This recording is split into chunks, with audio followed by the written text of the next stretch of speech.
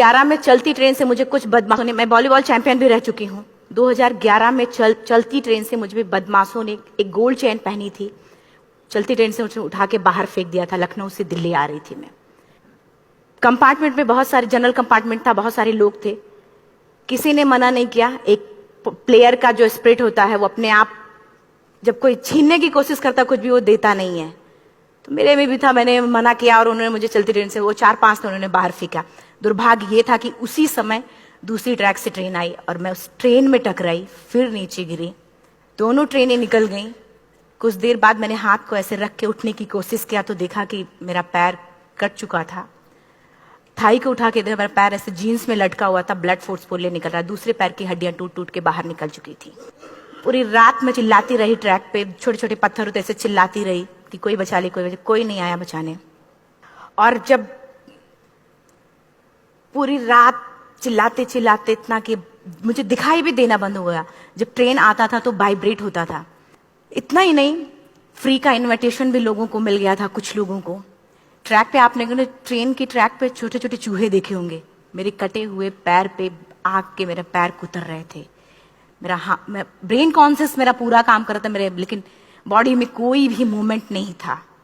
पूरे पल में वही चीजें सोच कि कैसे मैं अपने आप को कैसे बचा पाऊं। लेकिन करीब पूरी रात ऐसे बीता। सुबह गांव वालों ने मुझे बरेली डिस्ट्रिक्ट हॉस्पिटल यूपी में है, वहां पे हुआ था ये।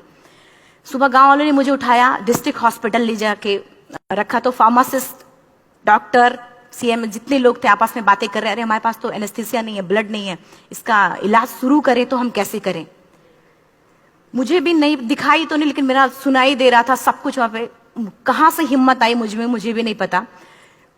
मैंने बोला वहां पे कि सर जब मेरा पूरा पैर कटा, तब मैंने इतनी देर रेलवे ट्रैक पे थी, मैं उस चीज को बर्दाश्त किया, तो अभी तो आप मेरे अच्छे के लिए मेरे पैर काटेंगे। शायद आपको यकीन नहीं होगा, या फिर कभी आप लोगों ने ये चीज नहीं देखी, कोई डॉक्टर या फार्मासिस्ट अपना ब्लड दे के किसी पेशेंट को बचाया। मेरी इस बात को सुनने के बाद वहां के डॉक्टर और फार्मासिस्ट दोनों ने एक एक यूनिट ब्लड दिया और मेरे पैर को बिना एनेस्थीसिया अलग कर दिया गया। आज भी मैं उस दर्द को महसूस करती हूँ। जब भी मैं जब बोलती हूँ तब मैं वो चीजें महसूस करती हूँ। उसके बाद जब बात मीडिया में आई, लोगों को पता चला कि मैं नेशनल प्लेयर है, KGMC king George medical college Lucknow में एडमिट करा, लखनऊ से फिर sport minister, AIIMS trauma centre Delhi. तब तक सब ठीक ठाक चल रहा था, प्लेयर होने की वजह से अच्छा ट्रीटमेंट मिलना शुरू हुआ। करीब 4 महीने मैं एम्स में रही। एम्स में रहने के बाद जब मैं थोड़ा ठीक हुई, करीब 25 दिन बाद जब ठीक हुई, न्यूज़पेपर में गोल गोल लिख के आ रहे कि अरुणिमा के पास टिकट नहीं था, अरुणिमा ट्रेन से कूद गई। उसका खंडन किया घर वालों ने, फिर बोला कि अरुणिमा सुसाइड करने गई थी। जिस लड़की का शरीर का एक अंग कट चुका, पूरी जिंदगी का पता नहीं कि व्हील चेयर है, बैसाखी, या पता, यहां तक कि मेरे स्पाइन में 3 फ्रैक्चर था, मुझे ये भी नहीं पता था कि मैं बेड से उठ भी पाऊंगी कि नहीं। अंदाजा लगाया जा सकता, सिर्फ अंदाजा लगाया जा सकता है कि उसकी दिलो दिमाग पे क्या चल रहा होगा, उस परिवार की क्या स्थिति रही होगी जब जिस परिवार की एक यंग एज लड़की का इस तरीके का सिचुएशन हुआ हो। फिर भी कहते हैं कि जहां चाह होती वहां राह मिली जाती है। एम्स के हॉस्पिटल के बेड पे मैंने डिसाइड किया, क्योंकि अपनी बातें हम चिल्ला चिल्ला के करे, वो सिस्टम की इतनी हाई लेवल की बातें हो रही थी कि हम एक मध्यम वर्गीय फैमिली से थे, हम अपनी बातें चिल्ला चिल्ला के कह रहे थे, लेकिन कोई नहीं सुन रहा था। लेकिन कहते हैं मैंने अपने दिल, दिमाग, अंतरात्मा से ये चीज सोच ली कि ठीक है, आज आपका दिन है, जितना चाहो बोल लो, एक दिन तो मेरा दिन आने वाला, मैं प्रूफ कर दूंगी कि मैं क्या हूं, मैं क्या थी, ये मैं प्रूफ कर दूंगी। हॉस्पिटल के बेड पे डिसाइड किया वॉलीबॉल लाइफ का सबसे टफ गेम करना है, तब मैंने माउंटेनिंग चुना। जब मैंने माउंटेनिंग कहने और करने में बहुत फर्क होता है। जब मैंने माउंटेनिंग की बात सोची और लोगों के सामने, सबसे बड़ी चीज थी सही गाइडेंस में ट्रेनिंग लेना, दूसरा स्पॉन्सरशिप। इतना बड़ा एक साथ तो मैंने 40 से 50 लाख मैंने वाकई में कभी नहीं देखे थे पहले। मेरे लिए बहुत बड़ी चीज थी वो इकट्ठा कर पाना। जब मैंने लोगों के सामने रखा कि मैं माउंटेनिंग करना चाहती हूँ, एवरेस्ट के लिए मुझे ट्राई करना है, हर किसी ने मुझे बोला कि क्या है, पागल हो चुकी हो क्या, तुम्हारा दिमाग खराब हो चुका, तुम कभी नहीं कर सकती माउंटेनिंग। एक पैर आर्टिफिशियल है, दूसरे में रॉड है, और तुम्हारा दिमाग खराब है, स्पाइन में भी फ्रैक्चर है, तुम पागल होगे, चुपचाप कोई नौकरी करो, जीवन यापन करो। क्योंकि लोगों का सबसे बड़ा प्रॉब्लम ये होता, लोग फिजिकल देखते, पैरों को मेरी अंतरात्मा में क्या चल रहा था वो तो किसी को पता ही नहीं था। मुझे लगता है कि आज यहाँ पे मैं भी सुबह से देख रही हूँ, इतने अच्छी अच्छी चीजें मैंने सीखी यहाँ पे। बहुत बड़े बड़े स्पीकर को शायद आप लोगों ने भी सुना। आज मैं भी आपको यहाँ पे चाहे जितना मोटिवेट करूं, चाहे जितना चीजें मैं बताऊं, लेकिन मुझे लगता है सबसे बड़ा मोटिवेटर कौन होता? आप खुद। जिस दिन किसी भी लक्ष्य के प्रति आपकी अंतरात्मा जाग गई, आपको कोई नहीं रोक सकता उस लक्ष्य को पाने में। ये मैं किताब से बातें नहीं बोल रही हूं, ये मैं एक एक पल मैंने ये मैं कोई भी किताब की बातें नहीं, एक एक पल आज जो मेरा 26 साल का एक्सपीरियंस है वो मैं बता रही हूं सिर्फ आपको। उसके बाद किसी तरीके से मैनेज किया मैंने। भाई साहब, मेरा परिवार मेरा बैकबोन था। परिवार ने मुझे, भाई साहब ने मुझे कहा कि मैडम बछेंद्री पाल जिन्होंने 1984 में एवरेस्ट समिट किया, उनसे मिलते हैं, वो जरूर कुछ ना कुछ करेंगे। हॉस्पिटल से निकलने के बाद मेरे राइट लेग में स्टिचेस लगी थी। मैंने डायरेक्टली घर जाने की बजाय, जब लोग ये सोचते कि मुझे अपना जीवन यापन कैसे करना है, जब लोग ये सोचते हैं कि मुझे अपनी जिंदगी के, मेरे दिमाग में सिर्फ 2 चीजें चल रही थी, मुझे इनका जवाब कैसे देना है और एवरेस्ट समिट कैसे करना है। फर्स्ट तुरंत गए बछेंद्री मैम के पास। जब मिले, मैम ने फर्स्ट टाइम जब मुझे देखा तो उन्होंने कहा, अरुणिमा, उनकी आंखों में आंसू आ गए। उन्होंने बोला, अरुणिमा, तूने ऐसी हालात में एवरेस्ट जैसे दुरूह पहाड़ के बारे में सोचा तो तूने अपने अंदर तो एवरेस्ट फतह कर लिया, अब तो सिर्फ लोगों के लिए। मेरे परिवार को छोड़ के बाहर की पहली ऐसी महिला थी जिन्होंने मुझ पे भरोसा किया था कि हाँ अरुणिमा, तुम कर सकती हो। मेरे लिए वही बहुत बड़ी चीज थी। प्लानिंग भी कर ली, मैम भी मिल गई, सब हो गया। लेकिन जब उतरते हैं फील्ड में तब पता चलता कि हम क्या हैं।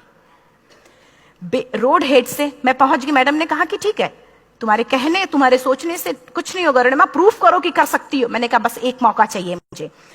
वाकई में जब मैं माउंटेन में पहुंची, रोड हेड से बेस कैंप लोगों को 2 मिनट लगता था, मुझे 3-3 घंटे लगते थे, क्योंकि मेरे राइट लेग की हड्डियां भी नहीं जुड़ी थी। लेफ्ट मेरा आर्टिफिशियल लग चुका था, लेकिन स्टंप एकदम रेड, उसका मतलब घाव एकदम नए थे। मैं अगर पैर रखती थी तो मेरे पैर से जोर से अगर दबा देती थी तो पैर से मेरे ब्लड आने लगता था। सारे लोग नॉर्मल थे वहां पे। हर कोई ये बोलता कि एक पीक के लिए जाते थे तो हर कोई मुझे ये बोलता कि अरुणिमा, तुम धीरे धीरे आओ। मेरे दिमाग में हर बार यही बात चलती थी कि क्या है, मैंने एवरेस्ट का प्लान किया, मैं इनके बराबर भी नहीं चल पा रही हूं। खुद से संकल्प लिया कि कोई बात नहीं, एक दिन ऐसा आएगा कि मैं इनसे पहले जाऊंगी। और आपको शायद यकीन ना हो, आने वाले 8 महीने बाद पूरा का पूरा वेट उठा के बेस कैंप से साथ निकलते और टॉप पे पहले पहुंचते। ऐसे करके देखते थे कि अरे ये लोग तो पीछे। खुशी होती थी। उससे भी ज्यादा मुझे खुशी तब होना शुरू हुआ जब वो सारे लोग आके मुझसे ये पूछते, मैडम खाते क्या हो, बता दो, पैर नहीं है फिर भी कैसे चलते हो। उसके बाद पूरा मुझे स्पॉन्सरशिप मिला। मैं जब एवरेस्ट के लिए गई, मेरे लिए सबसे बड़ा, एवरेस्ट की जर्नी में मेरे सबसे बड़ा चैलेंज यही था कि दूसरे को समझा पाना। मैं नहीं समझा पाती कि भाई मैं कर सकती हूँ। जब मैं एवरेस्ट के लिए गई, शेरपा होता, शेरपा को जब ये बात पता चला कि मेरा प्रोस्थेटिक लेग है, आर्टिफिशियल लेग है, दूसरे में रॉड, बोला नहीं ले जा सकता, इसकी वजह से तो मेरी भी जान जाएगी। मैडम ने, हमने सबने कन्विंस किया किसी तरीके से। मन वाकई में जो टीवी में हम और उसमें फोटोज में देखते हैं, ब्लू और ग्रीन आइस, हिला देने वाला होता। जितना सुंदर दिखता उतना ही हिला देने वाला होता। जब मैं हमारे ग्रुप में 6 लोग थे, रॉकी एरिया तक मैं सबसे पहले थी, लेकिन जैसे ही मैं ग्रीन और ब्लू आइस में गई, मेरा आर्टिफिशियल लेग स्लिप कर जाता था। फ्रंट पॉइंटिंग से, जब मैं फ्रंट क्रैम्पोन से फ्रंट पॉइंटिंग मारती थी, लेफ्ट से पेन होता था तब भी करते, लेकिन आर्टिफिशियल जैसे फ्रंट पॉइंटिंग मूव हो जाता, मेरा पैर ही मूव हो जाता था। शेरपा मुझे बोला नहीं हो सकता अरुणिमा, जबरदस्ती मत करो। मैंने कहा कुछ नहीं, ये मेरा पैर है, मैं जानती हूं कैसे चलेगा। फाइनली 1, 2 बार, 3 बार करने, 4 बार, 5 बार होल हो जाता था। आइस थोड़ा टूट के निकलता था तो मैं वहां पैर रख के जाती थी। कैंप 3 तक ठीक था, प्रॉपर एक्लेमेटाइज किया अपने आप। कैंप 3 तक जनरली गए। बात जब कैंप 3 के ऊपर की होती है, साउथ कोल समिट, अच्छे माउंटेनियर, अच्छे दिलेर के हौसले धरे के धरे तब रह जाते हैं जब अपनी आंखों के सामने किसी को मरता देखता है, और दिमाग में बात, जब जिसको डिसीजन मेकिंग, और जब दिमाग में बातें जब ये आने लगती हैं कि अरे जिस चीज के लिए हम जा रहे हैं उसी चीज के लिए आदमी मर रहा है, इसी चीज के लोग लिए मर चुके हैं। रात में क्लाइंबिंग, ज्यादा से ज्यादा माउंटेनिंग रात में की जाती है क्योंकि वेदर शांत होता है। जब मैं रात में निकली साउथ कोल से, कैंप 4 से, मेरी हेडलाइट जिधर ही हेडलाइट जा रही थी उधर ही डेड बॉडीज मुझे नजर आ रही थी। मेरे रोंगटे खड़े हो रहे थे, मुझे समझ में नहीं आ रहा था कि मैं करूं तो क्या करूं। इतना ही नहीं, मैं जिस रोप में थी उसी रोप में जब मैं आगे जा रही हूं और एक बांग्लादेशी, उनका हाथ हल्का हल्का ऐसे हिल रहा, मुंह से आवाज आ रही थी। मैं एक्सप्लेन नहीं कर सकती मुझे कितना डर लग रहा था। बार बार ये बार बार मन में आती, इसका ऑक्सीजन खत्म हुआ है, ये मर चुका है लास्ट सिचुएशन में, और हम कुछ नहीं कर पा रहे हैं, क्या करें। उसके बाद मैंने 10 से 15 मिनट सिर्फ मैं वहां खड़ी रही। मैंने सिर्फ इतना बोला कि अगर आप सभी में से सभी ने एवरेस्ट सबमिट कर लिया तब तो ठीक है, अगर नहीं सबमिट किया है मैं सबके लिए एवरेस्ट सबमिट करूंगी और जिंदा वापस जाऊंगी। क्योंकि जैसा हम सोचते हैं हमारी बॉडी उसी तरीके से जनरेट करना शुरू करती है। मैंने डेड बॉडी, क्योंकि जा ही नहीं सकते थे किनारे से, उसी रोप में वो एंकर है, डेड बॉडी को लांगी और लांग के जाना शुरू किया। हिलेरी स्टेप साउथ समिट के करीब जब मैं खुद पहुंची, मेरे शेरपा ने एक जोर से झटका मुझे दिया कि अरुणिमा वापस चलो, तुम्हारा ऑक्सीजन खत्म हो रहा है। हिलेरी स्टेप के बाद एवरेस्ट समिट है, थोड़ा चलने के बाद एवरेस्ट समिट है। अगर कोई आपसे ये बोले, आप अपने टारगेट के इतने करीब हो, अगर कोई आपसे ये बोले कि अरुणिमा वापस चलो, कैसा लगता है। मैंने भी यही बोला, सर क्या बोल रहे हो आप, मैं नहीं जाऊंगी वापस। बोले अरुणिमा जिंदगी रही, दोबारा ट्राई करना और एवरेस्ट समिट हो जाएगा दोबारा तुम्हारा। मैंने कहा नहीं, ये आप जिंदगी में गोल्ड चांस बार बार नहीं आते, लाइफ में कभी कभी आता है, ये आपके ऊपर आता, आप उसको पकड़ के रखते हो या फिर छोड़ देते हो। मैं अपना गोल्ड चांस कभी नहीं, क्योंकि मैं जानती थी मुझे स्पॉन्सरशिप बहुत मुश्किल से मिला, एक बार अगर मैं छोड़ देती दोबारा मुझे कभी नहीं मिलता। मैं बहुत अच्छी तरीके से जानती थी। मेरा फाइनली मुझे बछेंद्री मैम ने भी एक बार बात समझाई थी, मेरी माँ ने मुझे एक बार बताया था कि लाइफ में कभी कभी सिचुएशन ऐसी आती है जब सिर्फ आप अकेले होते हो, डिसीजन सिर्फ आपको लेना होता है। जहां पे भी होना, खड़े होकर हल्का सा पीछे मुड़कर देखना और यह सोचना कि आप एक एक कदम चल के यहां तक पहुंचे हो, सिर्फ अपना एक कदम आगे बढ़ाना, तुम देखना कुछ देर बाद तुम टॉप पे होगी। मेरे दिमाग में उनकी बातें वीडियो की तरह चल रही थी और सिर्फ एवरेस्ट का टॉप चल रहा था। मैंने शेरपा को पहले कन्विंस करने की कोशिश की कि भाई चल, कुछ नहीं होगा भाई चल। फाइनली जब वो नहीं माना, मैंने एक कदम आगे बढ़ाया, डिसीजन लिया कि नहीं जाना ही जाना है। आगे बढ़े, करीब 1 से 1.5 घंटे बाद मैं टॉप पे थी। और इतना ही नहीं, आज भी मैं जितनी बार बोलती हूं उतनी बार मैं महसूस करती, मेरे रोंगटे खड़े हो जाते हैं, मेरा दोनों हाथ ऊपर करके जोर जोर चिल्लाने का मन कर रहा, कितनी जोर से चिल्लाऊं, इतनी जोर से चिल्लाऊं कि सबको बता दूं कि आज मैं टॉप ऑफ द वर्ल्ड पे हूं।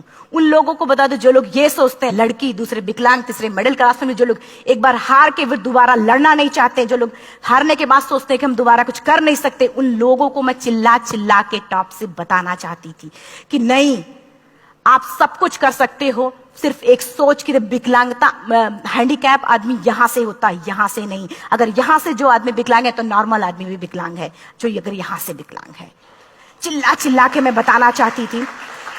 मैंने शेरपा से कहा कि आप एक फोटो खींच लो, क्योंकि सारे लोग फोटो, अपना नेशनल फ्लैग का जो वैल्यू होती है ना, वो जो हम कहीं बाहर होते हैं तो पता चलता है। मुझे भी बहुत खुशी हो रही थी, फ्लैग को हग किया और बोला फोटो खींचो। बोला पागल हो गई है, तेरा ऑक्सीजन कभी भी खत्म हो जाएगा, नीचे चल। नहीं, फोटो खींच लो।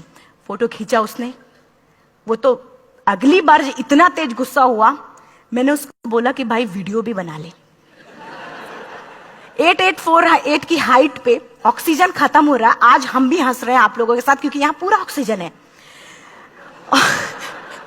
और 8848 की हाइट पे जब मुझे शेरपा, कोई भी शेरपा को बोलेगा भाई वीडियो बना, तो परेशान हो जाएगा, पागल हो चुकी, कि तुम मर जाए, यहां मैं जा रहा हूं नीचे। मैंने कहा नहीं, कुछ नहीं होगा, आप बनाओ वीडियो।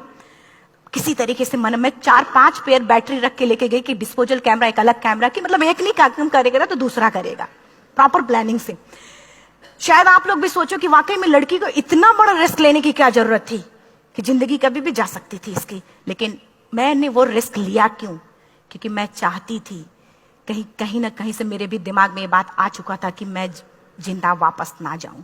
मैं चाहती थी कि अगर मैं जिंदा ना जाऊं तो ये वीडियो मेरे इंडिया, शेरपा से मैंने यही बात बोली, ये वीडियो अगर मैं जिंदा नहीं जाती, ये वीडियो मेरे इंडिया पहुंचा देना, मेरे यूथ तक चला जाएगा। क्योंकि मैं चाहती थी कि 11 अप्रैल 2011 को मेरा एक्सीडेंट हुआ, 21 मई 2013 10:55 पे मैं टॉप ऑफ द वर्ल्ड पे थी। ऑलमोस्ट 1 से 2 साल के अंदर कैसे? यहां से मैंने ये चीज, मैंने कभी भी कामयाब होने के, मेरी वो जिंदगी बन चुकी थी, मेरा जुनून बन चुका था, मेरा पैशन मेरा जिद बन चुका था। वो मेरा सोते उठते बैठते सिर्फ मुझे एवरेस्ट दिखाई जाए। और मुझे लगता है किसी को भी अगर अपना लक्ष्य पाना है, यहां से अगर वो पागलपन जब तक नहीं आएगा तब तक नहीं होगा। वो फाइनली उसने वीडियो बनाया, बोल रहा फटाफट अरुणिमा नीचे भागो। जब मैं टॉप पे थी तो कुछ लोग और भी थे, लेकिन 10:55 पे मैंने एवरेस्ट समिट, 11 बजे के बाद अगर कोई अटेम्प्ट करने की कोशिश करता है उसको सुसाइड अटेम्प्ट बोलते हैं। जैसे ही मैं नीचे चलना शुरू की, मैंने कहा भाई हाँ चल नीचे चलते हैं। ज्यादा से ज्यादा मौतें नीचे आते वक्त होती हैं एवरेस्ट पे। जब मैं नीचे आ रही हूं, थोड़ा दूर ही मैं नीचे चली थी, मेरा ऑक्सीजन पूरी तरीके से खत्म। सिर्फ अंदाजा लगाया सकता कि जब ऑक्सीजन खत्म हुआ क्या परिस्थिति रही होगी। मैं ऐसे नीचे गिर गई और शेरपा मुझे बोल रहा कि अरुणिमा मुझे यकीन नहीं था कि तू एवरेस्ट सबमिट कर पाएगी, लेकिन फिर भी तूने किया। मैं चाहता हूं कि अरुणिमा जिंदा चल, तू वापस उठ, खड़ी हो। मुझे खड़ा करने की वो कोशिश कर रहा था बार बार, मैं खड़ी नहीं हो पा रही थी, वाकई में दम ही नहीं था। लेकिन फिर भी कहते हैं कि जैसे हमारे नियम होते हैं वैसे ऊपर वाले के भी नियम है। उसके लिस्ट में जब मेरा नाम नहीं है तो वो मुझे नहीं ले जा सकता।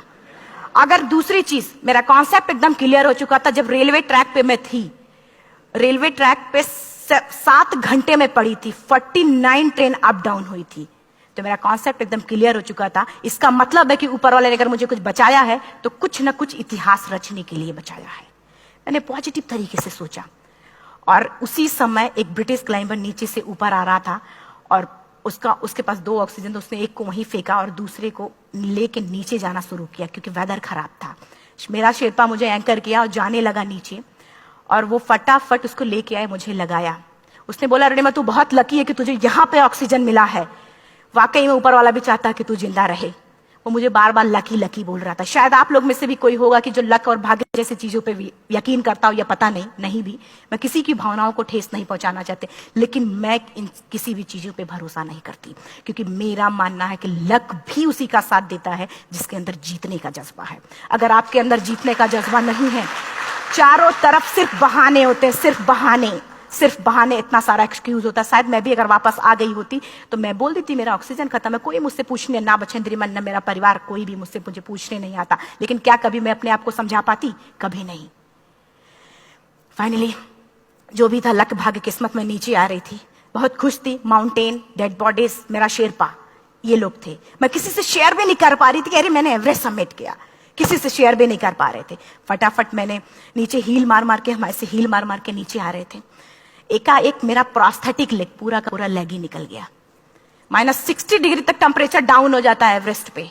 मेरा हाथ वगैरह ये सब ऐसे मूवमेंट, ऐसे मुड़ नहीं रहा था, ब्लड निकलने लगा था, ये सब यहाँ थे। मुझे शेरपा से मैं बोल रही हूँ कि ऑलरेडी मेरा पैर कटा हुआ है, अगर दिमाग में ये बात है कि मेरा हाथ भी काटना पड़ेगा, कैसा लगेगा मेरा दिमाग। क्योंकि ये ऐसा मूवमेंट, रेड 3 स्टेज होती हैं। रेड मेरा हो चुका था, रेड, ब्लैक, ब्लू, ब्लैक हो तो काटना पड़ेगा।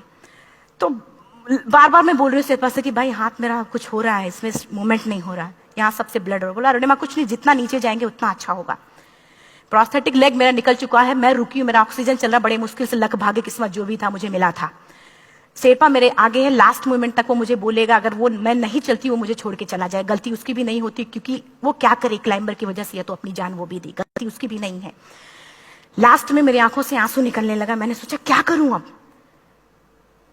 रोने अपने आप आंसू ने कहीं ना कहीं से आ ही जाता है। दूसरे पल मुझे समझ में आ गया कि रोने धोने से कुछ नहीं होगा। मैंने आंसू को पोंछा और रोप, जो मेरी रोप थी, रोप को पकड़ा, दूसरे हाथ से आर्टिफिशियल लेग को, पैर को घसीट घसीट के चलना शुरू हो गया, क्योंकि मेरे पास यही था। ये तो दूसरा था, गिव अप कर दो ही चीज थी। पैर को घसीट घसीट चलना शुरू हुआ। कुछ दूर नीचे चलने के आने के बाद रॉक था, उसमें घुसे, पैर को खोला, सही किया, फिर नीचे चलना। Camp 4 to summit to camp 4 3500 feet है, और इसमें टोटल जनरली लोग 16 से 17 घंटे में सबमिट कर लेते हैं। मुझे टोटल 28 घंटे लगे थे। हर माउंटेनियर, चाहे बाहर का या फिर इंडिया का, हर किसी ने ये मान लिया था कि अरुणिमा जिंदा वापस नहीं आएंगी। हर किसी ने ये चीज मान लिया था। लेकिन मुझे लगता, जब मैं वापस साउथ पोल पहुंची, जब मैं टेंट का जिप खोला, मैंने हर किसी ने कहा कि अरे तू यहाँ है, हम तो सब सोच लिए थे तू चली गई। हर किसी ने ये बोला था। फिर सब खुशी मना रहे थे हम सब। देखिए, ये सब बताने का मेरा सिर्फ एक मकसद था कि सब कुछ हम में है, हम जैसा चाहे वैसा कर सकते हैं। ऑलरेडी टाइम हो चुका है। मैं एक चार लाइन की पंक्ति सिर्फ बोलूंगी। मैं एक्चुअली मेरा एम है कि मैं वर्ल्ड के जो कॉन्टिनेंट के हाईएस्ट पीक समिट करूं। एशिया का एवरेस्ट हो चुका है, अफ्रीका किलिमंजारो हो चुका है, यूरोप का एल्ब्रुस हो चुका है। 23 नवंबर को मैं जा रही हूँ ऑस्ट्रेलिया हाईएस्ट पीक के लिए। बस आप लोगों की गुड विशेस चाहिए। और 4 लाइन, अभी तो इस बाज की असली उड़ान बाकी है, अभी तो इस बाज की असली उड़ान बाकी है, अभी तो इस परिंदे का इम्तिहान बाकी है, अभी अभी मैंने लांघा है समुद्रों को, अभी तो पूरा आसमान बाकी है। Thank you so much, thank you.